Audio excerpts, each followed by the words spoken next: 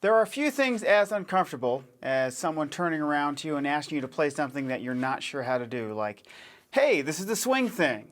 Or you're in your junior high jazz band or the high school jazz band and you've never really done this before, and you open up the sheet music and it says, jazz swing, medium swing, up-tempo swing. And you're thinking, I don't know what's going on. I've had that happen to me a lot, and it's pretty awkward and it can be a terrible feeling. What I've established here, at least in this genre, are what I call jazz time grooves. So when you hear jazz, a lot of times it sounds like people are playing all different kinds of stuff all over the place. But underneath all that stuff all over the place is time and good feel and groove.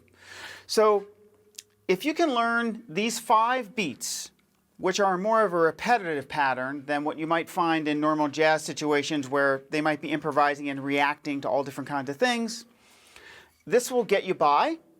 They are incredibly functional. They are grooves that I use and that jazz drummers use, and they will buy you some time while you're trying to figure out other things to play.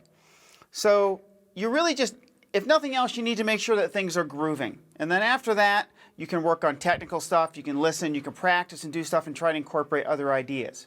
A lot of times, a simple groove that's repetitive is really all that's needed. It might be a jazz-ish thing or something like that. Or if you're playing with a big band or your school jazz band, you're not necessarily trying to play like Elvin Jones all the time. They just want a groove to sort of happen so that the band can play.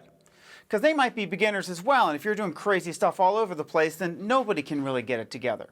So sometimes simple is best. So these are some simple grooves that you can use, and you can combine them together in different ways that get you a ton of mileage and that get you through a playing situation where it's jazz-ish, and I think you'll find them really functional and really easy to do. Let's get into them, run them down, and then you'll be a jazz player.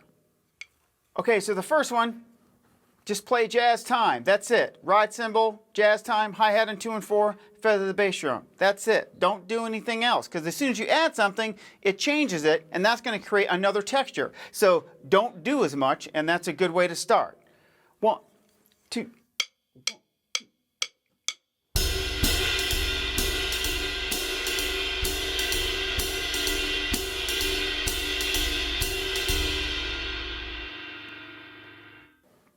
The second one, you can play the rim on beat 4. You play the rim on beat 4. It has a nice settling thing that just by adding that one hit instantly kind of makes things sound like you're playing jazz. I don't know why that is. It's way better than if you're just playing 2 and 4 all the time. Just a rim click on 4, settles the time, sounds like jazz. I'll play 2 bars at a time and then bring the rim in on beat 4. 1, 2.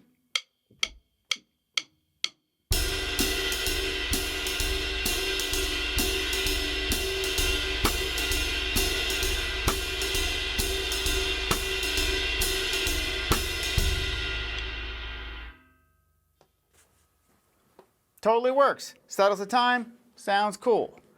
Okay, for the next one, a little bit more action with the left hand. You're going to play the rim on beat 2 and the tom on 4 and the and of 4. So you get this.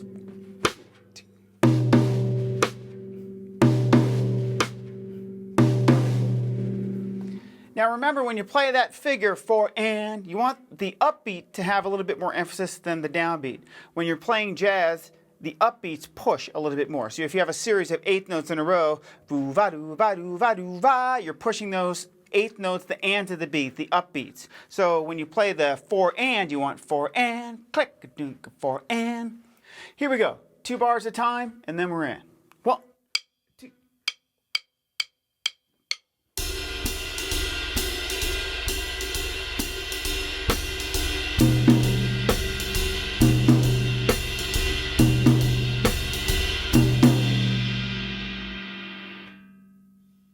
Totally works, sounds great, nice little variation. The next one is playing just on the and of 4. And this goes back to that idea of the upbeats again.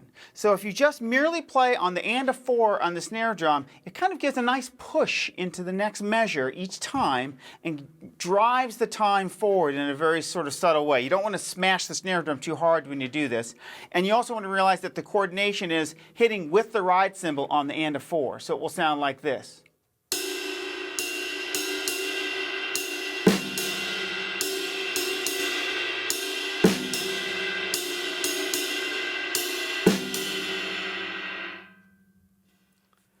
Now I just played that snare drum a little louder than I would normally play it, just so you could hear it in context. You're going to want to make it a subtle thing underneath the rod cymbal. Here we go, 2 bars at a time, and then on the and of 4 on the snare. 1, 2.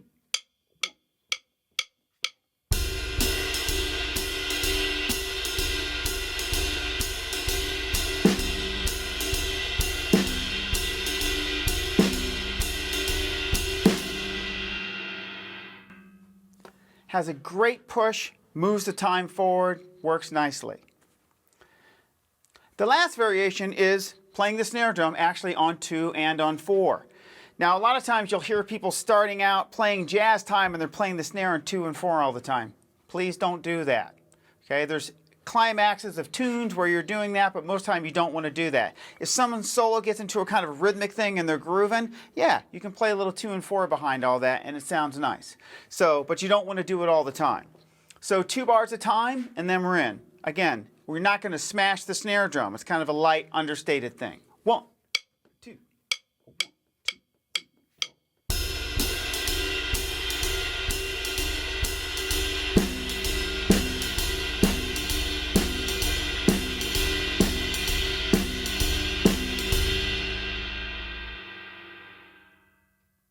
All right, so those are your 5 variations. You can combine these any way that you want to. If you're playing an intro of a song and the melody is playing, you could do just jazz time behind it. If something changes, you could go to a rim click on 4. You could go back to jazz time. You could add the snare and the tom on 4. You could add, if it's a climax of a tune or things get grooving, you can add the snare on 2 and 4. You need to create a little bit of space, someone's been soloing or something changes, just go back to jazz time and do nothing. You're playing repetitive grooves, but you're changing the texture in how these things work. They're really useful, they totally work. Just get them going and then start to apply them in playing situations. And I think that you'll find that, 1, it buys you some time where you're trying to figure out what to play, and number 2, many of these are going to just sound good on their own.